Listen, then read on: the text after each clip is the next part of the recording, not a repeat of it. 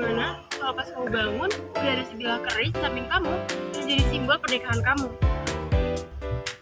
Itu yang dirasain Gadis Pantai di salah satu karya Pramudia Literatur yang berjudul Gadis Pantai.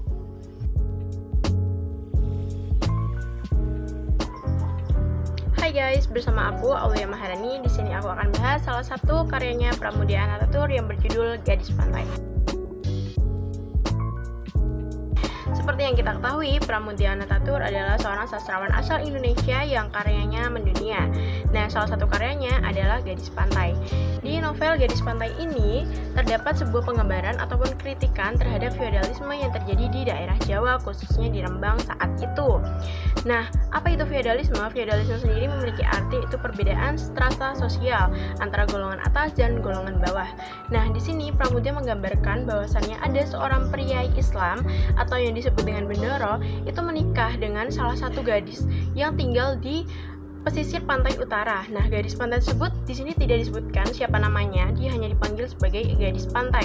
Dan setelah menikah dengan Bendoro, dia dipanggil dengan sebutan Mas Nganten.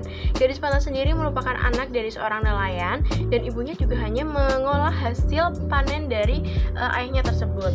Nah, suatu hari ketika ia terbangun, ia melihat sebuah sebilah keris dan ia diberitahu oleh orang tuanya bahwasannya, "Kamu telah aku nikahkan oleh seorang Bendoro di kota sana.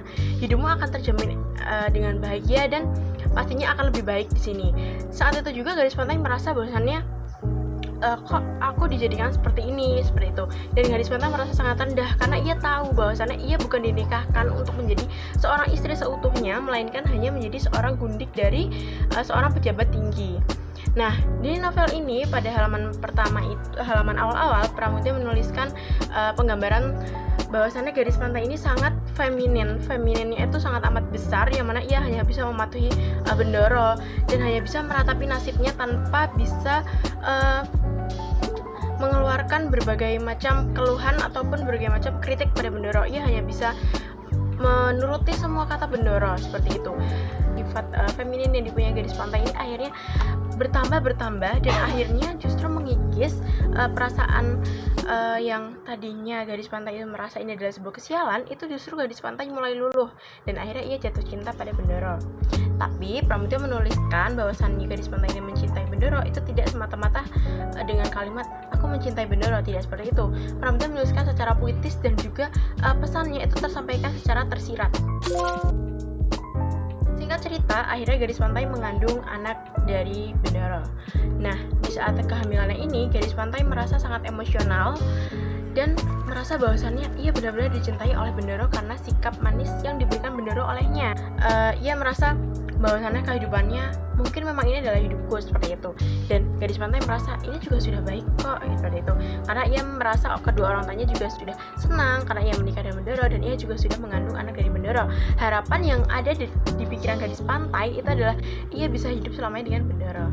Tetapi saat ia melahirkan anak dari Bendoro itu tadi, justru ia diusir oleh Bendoro. Satu bulan lamanya Gadis Pantai melihat rumah Bendoro dari luar, ia menghilang dan tidak melihat rumah Bendoro dari luar lagi. Ending di buku ini menurut aku benar-benar menguras emosi karena di sini itu masih diceritakan secara kita masih merasa emosional, tetapi endingnya benar-benar diputus begitu saja oleh Pramudia. Namun mengingat lagi bahwasannya novel Gadis Pantai adalah sebuah buku yang tidak selesai dituliskan oleh Pramudia Anantatur karena keadaan zaman dahulu. Jadi sebenarnya novel ini itu memiliki sebuah buku lanjutan lagi dari Gadis Pantai ini. Namun buku-buku yang dilanjutkan tersebut tidak dapat dituliskan kembali karena pada zaman dahulu buku ini telah disita. Menurut aku novel ini bagus dan bagi teman-teman yang emang penyuka dari karya-karya Pramudia Anantatur akan merasa nyaman dengan untaian kalimat yang dituliskan oleh Pramudia Anantatur. Tetapi bagi teman-teman yang baru ingin mencoba untuk membaca novel Pramudia Anantatur mungkin akan membutuhkan waktu yang sedikit lebih lama daripada penikmat setianya Pramudia Anantatur. Tapi buku ini boleh banget teman-teman baca karena bisa menambah wawasan teman-teman bagaimana ternyata pada zaman dahulu tuh memang wanita itu serendah itu dan tidak punya harga diri itu. Jadi teman-teman bisa banget baca novel Pramudia Anantatur yang berjudul Gadis Pantai.